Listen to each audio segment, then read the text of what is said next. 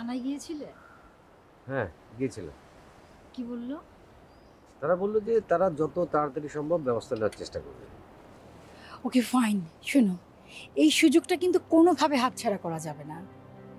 আজ না হোক, কালকের মধ্যে কিন্তু তোমার স্ত্রীকে তোমার হত্যা করতেই হবে। দেখা যাক, মানে ইচ্ছা তো আছে, দেখি সময় কি বলে।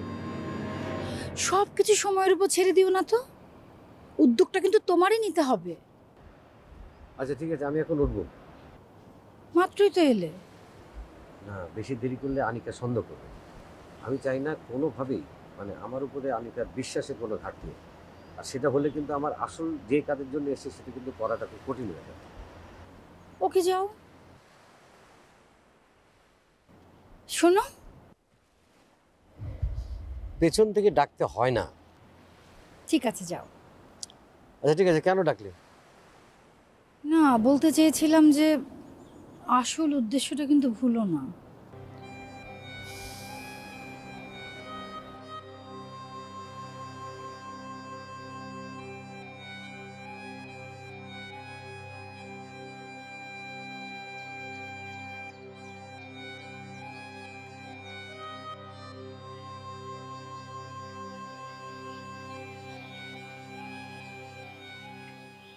আসসালামু আলাইকুম।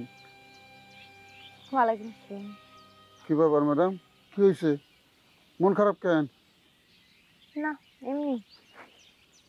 ম্যাডাম, আমার সাথে চালাকি করবেন না। মানুষের মুখ হইতেছে মনের আয়না। মুখ দেখে বোঝা যাইব মনের মধ্যে কি কারবার চলতেছে।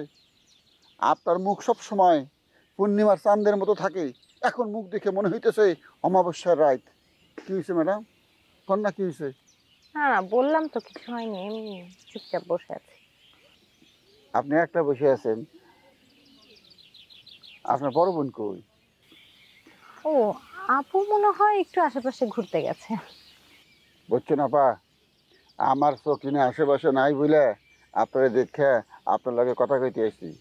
চকিনা যদি আশেপাশে আইতো আপনার ত্রিসীমানায় আমি আইতাম না। তাই নাকি? কিন্তু আমি যতটুকু জানি, আমাদের দুই বোনের প্রতি আপনার ওয়াইফের যে ভুল ধারণাটা ছিল সেটা এখন আর নেই। শোনেন আপা, একটা কথা কই, মেয়ে মানুষের সন্দেহ হইতেছে জীবনঘাতী ভাইরাসের চাইতেও ভয়ঙ্কর। যে কোনো মুহূর্তে তাদের মনে সন্দেহ আবার ডাউনলোড হয়ে যেতে পারে। যদি আবার ডাউনলোড হয় তাহলে উপায় আছে, বিরাট সর্বনাশ হয়ে যাইব। সুতরাং সাবধানের মাইন নাই, সাবধান থাকি।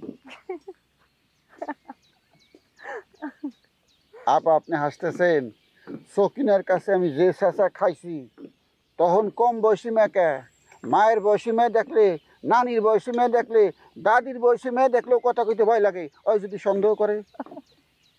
আপনি অনেক মজা করে কথা বলেন। শোনেন, আসলে আপনি আপনার ওয়াইফকে অনেক বেশি ভয় পান, এই জন্যই উনি একটু বাড়াবাড়ি করে।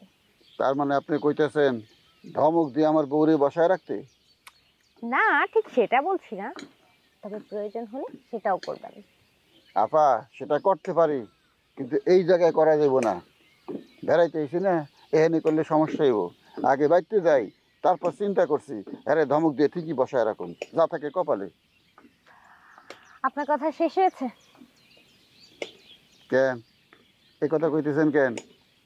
না, আসলে আমি একটু একা থাকতে চাচ্ছিলাম।